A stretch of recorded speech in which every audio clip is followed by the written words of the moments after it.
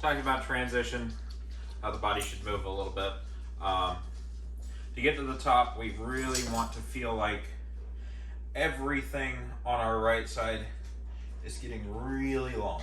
I'm trying to push this hip up, back, and around, right? Getting it deep behind me. This right shoulder is high.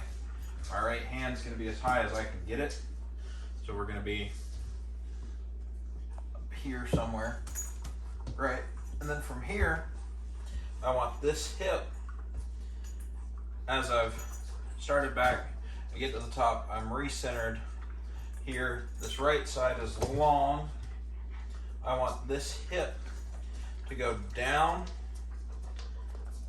around, and then it's going to come long on the way through. And then now my left side is going to be long on the follow through. The left hand is going to be high. This side is going to be extended. This left hip is going to be pushed back, around, and behind me. So when we get to the top, we're going to feel like this hip goes down, this knee goes down, it spins out, and it circles. And then from here, which would be right about here, so we get it down, around, my hips are square, my shoulders are still open, my left arm is at parallel.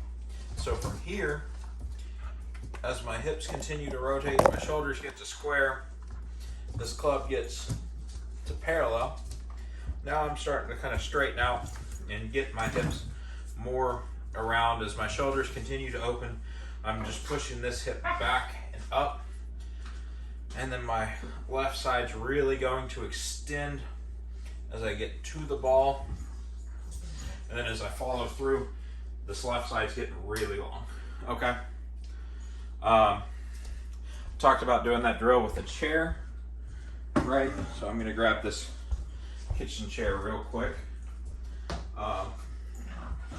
Just as a slight demonstration. So I've got it approximately 45 degrees.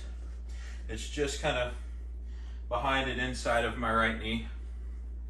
So I get turned up to the top. Now I'm going to go down and around, and I want to be able to just sit down on this chair.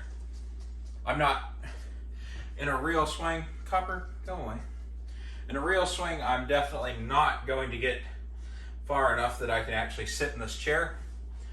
But the point is the exaggeration of coming from this top position where this right side is really long to draw to this hip, working down, around, this knee opens up, and I'm turning where I can just sit down here. So I hope that helps.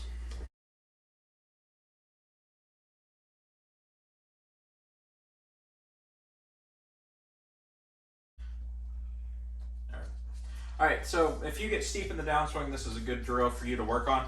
We're gonna take one club in each hand. We're gonna put them pretty close together.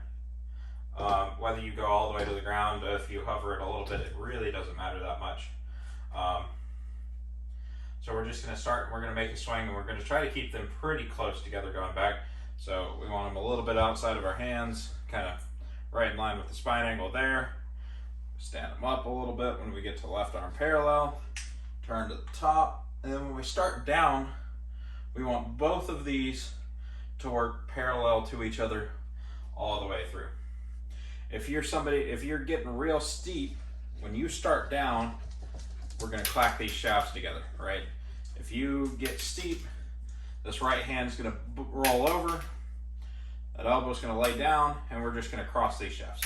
So what you wanna work on is being able to swing it to the top, swing through, the top, swing through, and never end up like this, okay? This way, where we're working parallel, and from under the ball, where it shallows out nicely, we're letting the weight of these clubs just fall, and we're never going from here to here. All right?